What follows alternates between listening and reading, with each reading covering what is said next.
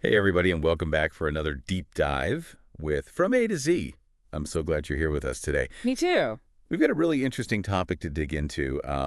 And as always, we're going to be pulling from some different sources to get a well-rounded perspective. Absolutely. And today we're talking about something that I think a lot of people can relate to. Yeah. It's a little bit awkward, Yeah, definitely. but it's definitely something that I think most people have encountered at some point in their lives.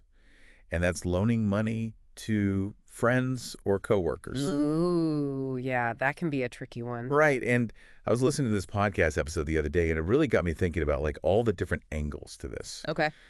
because on the surface, it seems pretty straightforward. Like, somebody needs some help, you lend them some money, end of story. Right. But then you start to think about all the nuances and it gets, Yeah, it gets complicated for sure. a little bit messy, right? Like, Yeah. is it really just about the money or is there something more there? That's such a good question. And, it brings up this whole idea of like the unspoken rules of relationships and reciprocity, Mm. like that give and take that kind of keeps things balanced. Right, exactly. And the podcast episode I was listening to actually started off with this really relatable scenario. Okay.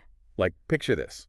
You lend a friend or a coworker some cash, and you don't really set any, like, super strict repayment terms. Right. Maybe you're just doing them a favor, or you're not even really expecting to see that money again. Yeah, I've been there. Right. And that's where things start to get interesting, because the episode went on to say that even if you don't want the money back, the borrower should at least acknowledge the gesture.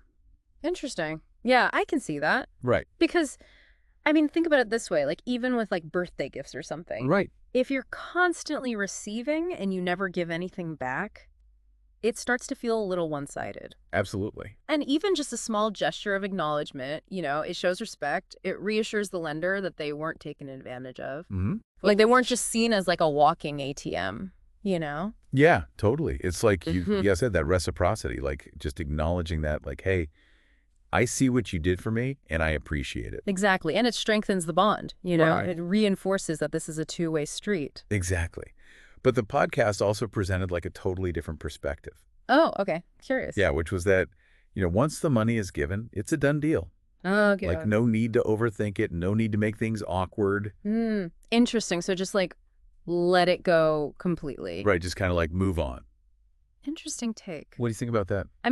While it sounds simple on the surface, I feel like that approach could lead to some tricky situations down the line. Right. How so? Well, imagine you lend a friend money for concert tickets, and then you see them posting photos of like lavish dinners all over social media.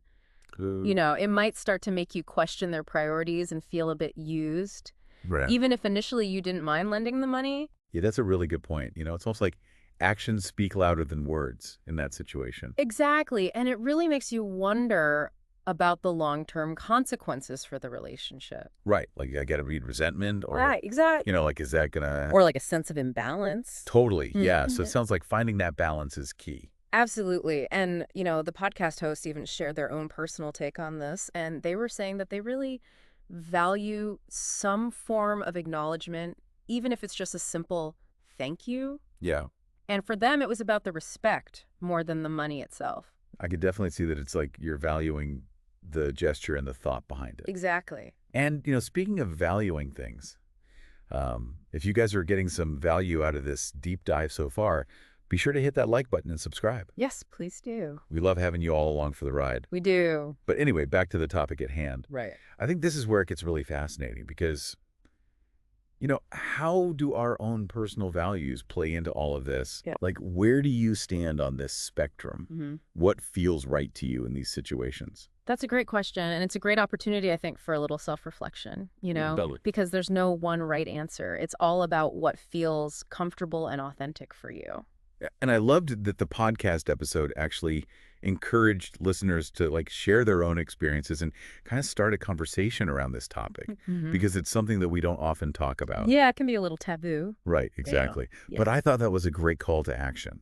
I agree. Open communication is so crucial, especially when we're dealing with these potentially, sensitive situations. Absolutely. And, at the end of the day, it all comes down to figuring out how to balance our financial well-being with the health of our relationships. Mhm. And that's the real takeaway here, isn't it? Absolutely. Like loaning money to friends and coworkers is about way more than just the transaction itself. Right. It's about navigating expectations, respect, and the dynamics of the relationship. It's about so much more. Yeah. And, even if there's not a clear-cut answer, I think just understanding these different perspectives can help us make more informed choices in our own lives. I completely agree. Yeah.